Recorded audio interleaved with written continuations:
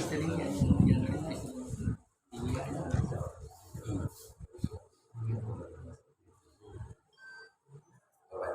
Hadirin sekalian, sebelum mulai silakan Minum. Bismillahirrahmanirrahim. duluan. Iya. Dicontohin Ustaz. Baik, ada beberapa yang masih diberikan. Bismillahirrahmanirrahim. Assalamualaikum warahmatullahi wabarakatuh. Waalaikumsalam warahmatullahi wabarakatuh. Innal hamdalillah nahmaduhu wa nasta'inuhu wa nastaghfiruh wa na'udzu billahi min shururi anfusina wa min sayyiati a'malina may yahdihillahu fala mudilla lahu wa may yudlil fala hadiya lahu. Asyhadu an la ilaha illallah wahdahu la syarika lahu wa asyhadu anna Muhammadan abduhu wa rasuluh. Ya sama-sama kita hormati kita masuk Ustaz Abu Salim, Ustaz Azam, Ustaz yang lainnya, para hujaj, para asati, bapak yang tidak kami sebutkan insyaallah dan bersama berkah. Singkat yang akan saya sampaikan, ada permasalahan yang kurang dipahami oleh sebagian umat Islam sekarang. Permasalahannya sangat sederhana, tapi pengaruh untuk membangun karakter kita, pengaruh akan keimanan kita, pengaruh akan keislaman kita itu sangat besar sekali. Apa yang saya maksud di sini? Sebagian umat Islam, bisa jadi sebagian dalam diri kita ini kurang memahami lafaz azan. Ada azan yang berbunyi hayya 'alas shalah. Kemudian apa lagi banyak? Hayya 'alal falah. Hayya 'alas shalah. Ini lafaz azan yang kurang dipahami oleh umat Islam adalah mari kita sholat. Lanjutannya Allah mengingatkan kepada kita, azan apa lafaz azan diingatkan kepada kita, hayya 'alal falah. Mari kita Memperoleh kemenangan. Memperoleh kemenangan. Kenyataannya yang di lapangan atau yang terjadi di sekitar kita, ada yang ketika dengar azan itu tetap enak dengan tontonannya. Ini tetap enak dengan tontonannya. Tetap enak atau asyik dengan permainannya. Ya. Kenapa saya dibuktikan? Saya pernah sekali sholat isya ini karena asik dengan tontonannya. Ketika sholat isya waktu itu pertandingan Indonesia melawan Malaysia. Mulainya sebelum jam 7. Sholat isya yang tadinya penuh, nggak ada satupun jamaahnya. Ini namanya asyik dengan tontonannya. Padahal tadi kita kembali kepada Allah, kembali kepada pemahaman kita bahwa Allah mengatakan mari kita memperoleh kemenangan. Tapi kita asyik dengan tontonan kita, asyik dengan permainan kita, asyik dengan pekerjaan kita, asyik dengan bercanda kita. Hadirin yang dirahmati Allah Subhanahu wa taala, bahkan ada di sebagian kita ketika azan dikumandangkan, ya, ada yang cuek bebek. Apa arti cuek bebek? Ya masa bodoh. Nggak ada gemetar sedikit pun di hatinya ketika azan dikumandangkan. Nggak ada gemetar sedikit pun di hatinya untuk memenuhi panggilan Allah.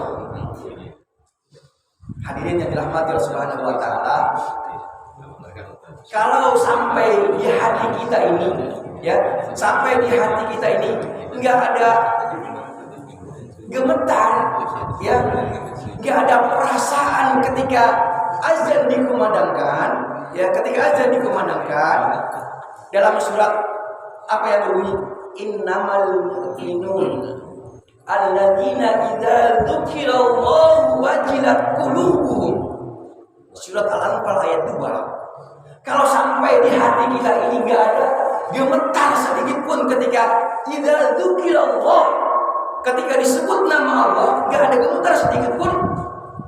Itu kata Allah Subhanahu wa taala, la iman, nggak ada iman dalam dirinya. Karena ciri orang yang beriman, innamal mu'minun alladzina idza dzukirallahu wajilat qulubuhum, akan gemetar hatinya. Ini kita ketika azan dibunyikan tetap santai, kita nggak merespon dengan panggilan Allah. Kalau sampai seperti ini, sekali lagi silakan rujuk surat Al-Anfal ayat 2. Maka kata Allah, kita nggak ada keimanan dalam diri kita kalau kita cuek bebek ya ketika azan dikumandangkan. Hadirin yang dirahmati Allah Subhanahu wa taala, saya akan menyebutkan secara singkat. Ketika kita memenuhi panggilan Allah, ya, ketika azan dikumandangkan, kemudian kita memenuhi panggilan Allah, ya, maka orang yang seperti ini berarti dia telah memenangkan musuh besarnya. Jadi musuh besar kita ada dua. Yang pertama syaitan, yang kedua hawa nafsu. Hadirin rahmat Allah Subhanahu wa taala, kalau azan dikumandangkan, kemudian kita bergegas untuk pergi ke masjid atau ke musola, berarti kita memenangkan pertempuran dengan hawa nafsu kita. Karena hadirin rahmat Allah Subhanahu wa taala, ketika Allah memanggil kita, musuh kita yang pertama, yang namanya syaitan, gak pernah tinggal diam. Kalau lagi kerja, nanti aja sholat panjang waktunya, gitu kan? Ini setan mengatakan nanti saja, tanggung ini film sebentar lagi habis, ntar aja, gitu kan? Lagi tidur, nanti aja, ya kamu masih capek. Ini setan gak pernah tinggal diam. Dia akan ganggu kita dari depan, dari belakang, dari kiri dan kanan. Tsumma la'atiyannahum min baini aydihim wa min khalfihim wa an syama'ilihim wa an aymanihim wa an syama'ilihim. Kita akan diganggu oleh setan ketika kita akan memenuhi panggilan Allah. Min baini aydihim, dari depan, wa min khalfihim, dari belakang, wa an aymanihim, dari kanan, wa an syama'ilihim, dari sebelah kiri. Setan enggak pernah tinggal diam ketika kita akan memenuhi panggilan Allah Subhanahu wa taala. Oleh karena itu, ini kita pasang azan kita. Kalau azan bunyi, tinggalkan tontonan kita, tinggalkan candaan kita, tinggalkan permainan kita. Bergegas untuk memanggil bergegas untuk memenuhi panggilan Allah. Insya Allah kita telah memenangkan pertempuran melawan syaitan. Begitu pula hadirin yang dirahmati Subhanahu wa taala, kalau kita bergegas menuju panggilan Allah, yang kedua, kita telah memenangkan dengan hawa nafsu kita. Tadi awal saya katakan, kalau bunyi azan ini, ya, hawa nafsu kita akan mengatakan, kalau subuh saya masih ngantuk, ya kan gitu, udara masih dingin, nanti tidur aja dulu, waktu subuh masih panjang. Hadirin rahmat Subhanahu wa taala, kalau kita tinggalkan ngantuk kita, tinggalkan keletihan kita, tinggalkan berbagai macam kesibukan kita menuju ke masjid. Yang kedua, kita telah memenangkan pertempuran melawan hawa nafsu kita. Ini yang pertama. Insya Allah kalau kita menang dengan setan, menang dengan hawa nafsu, kita termasuk orang-orang yang beruntung. Itu yang pertama ya. Jadi kalau kita bergegas menuju masjid atau musola, berarti kita telah memenangkan pertempuran melawan setan dan melawan hawa nafsu. Yang kedua, mari sama-sama kita pahami. Ada ayat yang begini. Ya ayyuhalladzina amanu stajibu lillahi wa lirrasuli idza da'akum. Apa artinya? Ya ayyuhalladzina amanu stajibu, wahai orang-orang yang beriman, idza da'akum, apabila Allah dan Rasulnya, Allah dan Rasulnya memanggil kamu, segera sambut. Kalau kita cuek bebek dengan panggilan Allah, sekali lagi, maka kita tidak dikatakan tidak termasuk orang yang sempurna keimanan kita. Ya hadirin dirahmati Subhanahu wa taala. Oleh karena itu, pahami ayat ini. Ketika Allah dan Rasulnya memanggil kita, maka istajibu, segera penuhi panggilan Allah. Dalam bahasa Arabnya fauriyah, segera untuk memenuhi panggilan Allah Subhanahu wa taala. Hadirin yang dirahmati Allah Subhanahu wa taala. Kalau kita termasuk orang-orang yang memenuhi panggilan Allah, maka kita dikategorikan termasuk orang-orang yang taat, yang patuh kepada Allah. Dengan taat dan patuh kepada Allah Subhanahu wa taala, insyaallah Allah akan memberikan rahmatnya kepada kita. Wa atiullah wa atiur rasul la'allakum turhamun. Hadirin, berkat kita taat kepada Allah, berkat kita taat kepada Rasulnya, la'allakum turhamun, Allah akan memberikan rahmatnya kepada kita sekalian. Mari sama-sama kita pahami bahwa apa yang kita miliki sekarang ini, kita memiliki tubuh yang sehat, rezeki yang cukup, tempat tinggal yang nikmat, dan segala kenikmatan yang kita miliki sekarang ini, itu semua bukan kepiawaian kita, bukan karena kepintaran kita, bukan karena kecerdasan kita. Itu semua karena rahmat dari Allah Subhanahu wa taala. Dengan kita taat kepada Allah, maka insya Allah Allah akan menambah rahmatnya. Kita akan ditambah rezeki kita, ditambah kedamaian kita, ditambah kenikmatan kita. Apa di awalnya dikatakan? Berkat kita sholat tepat waktu. Jadi hadirin dirahmati Subhanahu wa taala, sekali lagi, kalau kita ingin dikatakan orang yang menyambut perintah Allah, ketika azan dikumandangkan, mari sama-sama kita bangun karakter kita segera untuk memenuhi panggilan Allah. Itu yang kedua. Yang ketiga, hadirin yang dirahmati Allah Subhanahu wa taala, dunia ini seharusnya fi aidina atau fi qulubina. Dunia ini selalu di mana? Tangan kita. Dunia ini harusnya fi aidina di tangan kita, bukan fi qulubina, bukan di hati kita. Hadirin yang dirahmati Subhanahu wa taala, kalau kita disibukkan dengan dunia kita cuek dengan panggilan Allah Subhanahu wa taala, kita asik dengan urusan dunia kita, bahkan kita asik dengan mencari nafkah yang terus-menerus sampai melupakan Allah. Orang yang seperti ini berarti dunia yang mengatur dirinya. Ya, dunia yang mengatur dirinya. Mudah-mudahan kita ini semua, mudah-mudahan kita semua ini dunia di tangan kita. Ya, bukan pikulubina. Kalau dunia di aidina, di tangan kita, gampang kita aturnya. Tapi kalau dia di hati kita, panggilan azan itu, ya kita tetap asyik dengan kesibukan kita. Hadirin dirahmati Subhanahu wa taala, mudah-mudahan ini kita akan termasuk orang-orang yang dikatakan Allah Subhanahu wa taala, ya ayyuhalladzina amanu la tulhikum amwalukum wala auladukum an dzikrillah.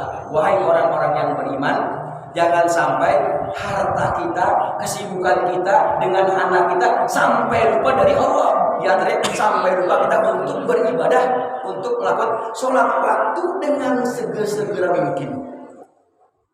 Yang selanjutnya, hadirin yang dirahmati Allah Subhanahu wa taala, kalau kita terbiasa untuk menjaga sholat yang 5 waktu, insya Allah nanti ibadah-ibadah yang lain itu akan menjadi bernilai ketika sholat kita baik. Ya, saya ulang lagi sekali. Ketika sholat kita baik, maka ibadah-ibadah yang lain itu akan bernilai. Tapi kalau sholat kita buruk, maka ibadah-ibadah yang lain jadi nggak bernilai. Karena sholat itu diumpamakan seperti kepala. Kalau sholat yang kita lakukan itu bernilai, berpahala, benar, insya Allah yang lain akan bernilai. Tapi kalau sholatnya rusak, dia cuek bebek masa bodoh, nggak ada ilmunya, maka yang lain nggak berharga. Hadirin yang dirahmati Subhanahu wa taala, yang terakhir saya ingin mengingatkan di sini supaya kita termasuk orang yang Saya mengingatkan di sini, semoga kita termasuk orang-orang yang memaksakan diri kita untuk segera sholat ketika Allah memanggil kita. Kalau yang namanya namanya paksa, ada unsur capek, ada unsur dingin, ada unsur letih, ada unsur malas. Ya macam-macam juga. Maka saya ingin mengingatkan di sini, saya ingin menitipkan satu pesan: paksakan diri kita untuk segera sholat jamaah ketika Allah memanggil kita. Yang terakhir saya ingatkan di sini, apa sebabnya? Orang itu dikatakan beriman kalau dia sering bolak-balik ke masjid. Mana hadisnya? Idza ra'aitumur rajul. Idza ra'aitumur rajul.